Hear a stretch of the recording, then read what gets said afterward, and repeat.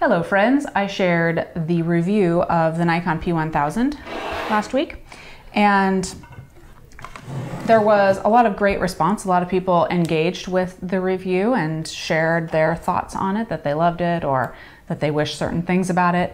And I wanted to do just a quick follow-up video, and Raymond agreed to come along and sit here with me and chat about it, because there were three things that I just thought we could talk a little bit more about because I either couldn't share it in the review or I just wanted to talk a little bit more about it. So those three things are the stability of the camera, handheld versus tripod, how do you get it stable on a tripod, the comparisons that people asked for, comparisons of the P1000 with other cameras that are in its general class, and then also image quality, because, you know, I could talk about image quality all day and people wouldn't be happy. They would always want to hear more because, you know, we're all interested in it. And for you members out there, Member Monday is already available, where Raymond and I talked about some of Raymond's cool new projects and some of my projects as well, and things that you can look forward to seeing soon. If you are a member, the link will be down below to that video. And if you are not a member, check out the join button down below if you see one, or if not, there is a link in the description as well. So let's dive in, starting out with, let's talk about tripod and stability first. So here's the thing. The tripod mount is on the bottom of the camera, the body itself, rather than the lens. On a... Nothing like this, no tripod collar. Yeah. So this is where you would attach a 7200. That puts the tripod over the center of gravity, so vibration is mitigated. If it's mounted here, the end of the element and element's moving much more wildly with a little bit of tripod wobble. Yeah, so with this camera, as you zoom, zoom, zoom, zoom, zoom, the weight goes much further forward. So if I have this camera on the tripod and I get it all set up and I get it all tightened in and I have my shot lined up, remember I'm looking at a spot in the sky that's teeny tiny, so I need to be precise about where I have this camera pointed. Little movements mean a lot to the front end of the camera here. And a lot of folks were asking questions about, you know, can you shoot Jupiter with this and things like that. So we're talking a very precise area of the sky. The thing is, you get it lined up on a just any old tripod, even a pricey tripod, and you let it go, and just inherently it's going to happen every time that your camera's going to shift a little bit, maybe even not that much, maybe even just a little bit, but it's going to be just enough that that area of the sky is no longer where you want it to be, or it's not going to be composed the way you want it to be. So I did want to address some options for that. For me, the option was simply to shoot handheld. There are a lot of reasons for that. I was not trying to shoot, you know, Jupiter, but this camera has incredible image stabilization. Like, I'm talking incredible. So we have come so far in terms of image stabilization. So one, don't underestimate the stabilization that's inherent in the camera. In other words, say, oh my gosh, 3,000 meters, I'm absolutely, or 3,000 millimeters, I'm absolutely positively going to need a tripod. You proved with the fire tower that example that you don't, you shot those handheld. I was apprehensive. I was like, can I get you a monopod? And you were like, no, I'm good. It's working out fine. Yeah, my moon shots were handheld. So maybe one of them was and one of them wasn't. I can't quite remember. Can't tell the difference. So what does it matter? Yeah. So one, the stabilization. Two. What was the second thing? You can never go wrong. A larger bracket can always help because you just have that much more surface area contacting the bottom of the camera and at least keeping it as stable as you can. But then we Googled a little bit. Well, yeah, some of the viewers actually said, hey, I cobbled together this and this and this. So we did a little more research into it, and there are some kind of customized options where you can stabilize the lens. You can like kind of connect a plate under the camera with a bit of a, you know, something that will kind of stabilize the lens and kind of cup it a little bit. Like a hand that you find. You could attach that to the plate and then it'll cradle it very gently.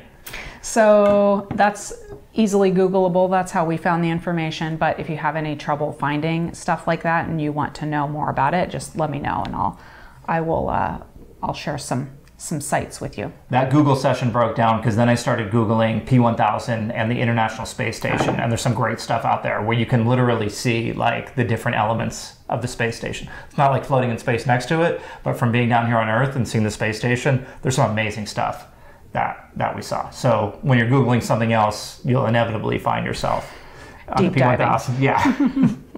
Okay, so stabilization, the other thing, comparisons. So I would love to have compared this to, you know, other cameras in its general class. The one that was asked for the most was comparing it to the Sony RX series of cameras. And while I would have done it, because why not, I kind of think that if you want the super duper telephoto zoom capability of this guy, you just need to get this guy.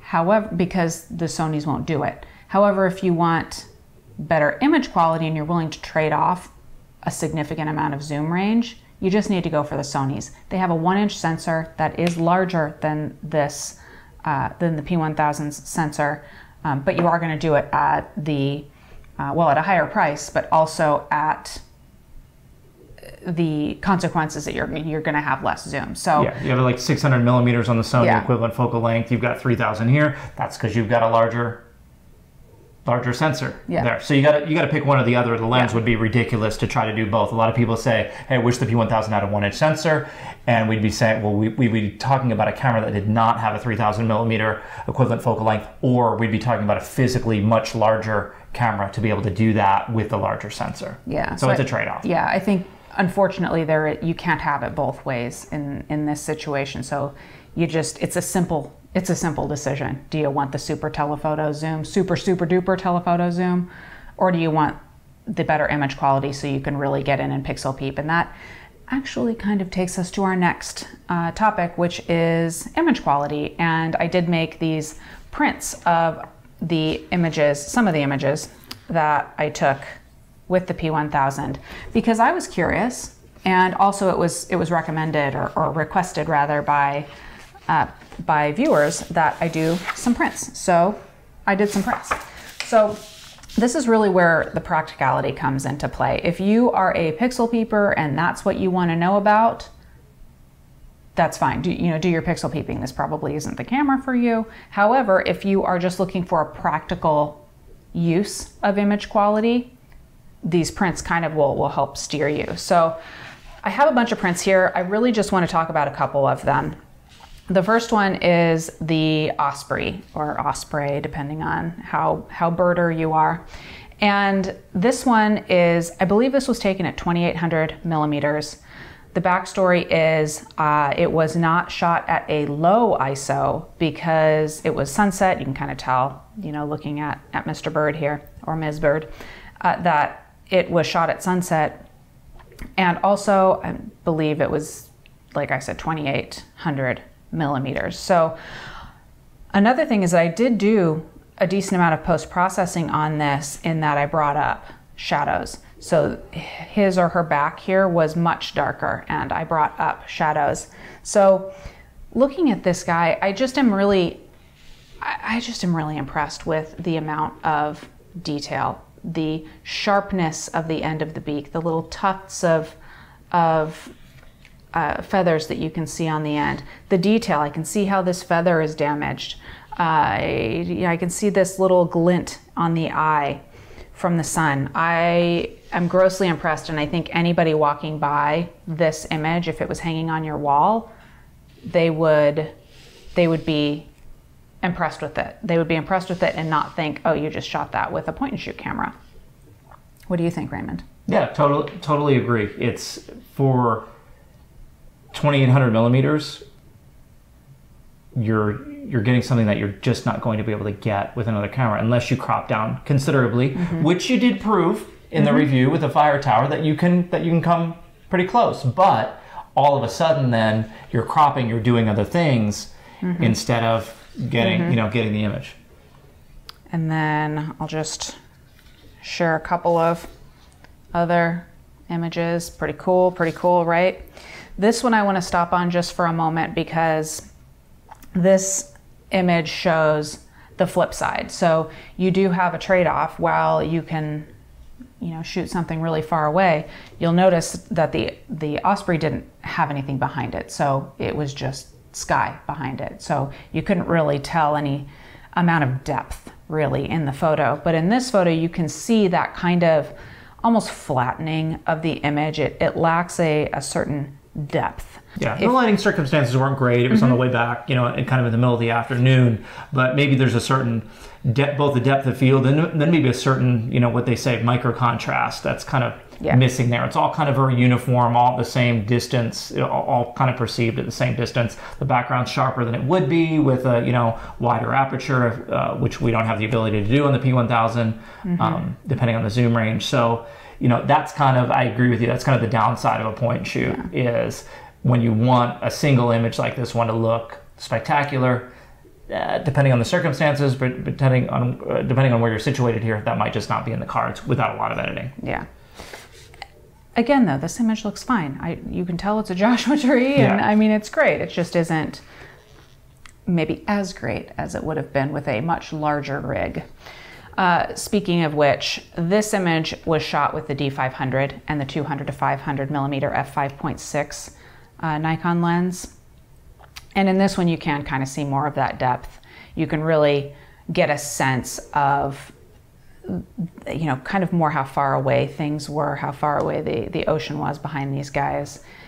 And nice blurry ocean, much closer than those mountains were, but out of a nice blurry background compared to the way those mountains were from the previous shot. Also, just in close up, you can really super duper see detail in this guy. He was really the that's where my focus point was I can tell it was on this guy because the kind of old man looking seal behind him is just not quite as crisp as Mr. Jokester here with his tongue out. So there's that, and that actually kind of leads me into just the last one to show you is the bunny. P1000 image, right? P1000 bunny. Okay. And this image I think is spectacularly sharp for, you know, considering that it was shot with a P1000, considering that it was shot at, I believe, I'll put the actual image or focal length on the screen, but I believe this was up nearing 3000 millimeters. So I wouldn't have been able to get him like this if it had been fewer millimeters. He probably would have taken off. So, or at least maybe he wouldn't have been in his little, oh, I'm curious stance. You know, that's an important consideration that I didn't even think of. I think we maybe talked about this a couple weeks ago, is you're not only getting the picture from the focal length because of the focal length that you're at, but if you went any closer, he would run away. There was a moment that I was able to capture in this was actually the same outing at this kind of riparian kind of area. And I had hiked back away from where people were, and I was still on trails and stuff. Don't worry, I wasn't disturbing anybody.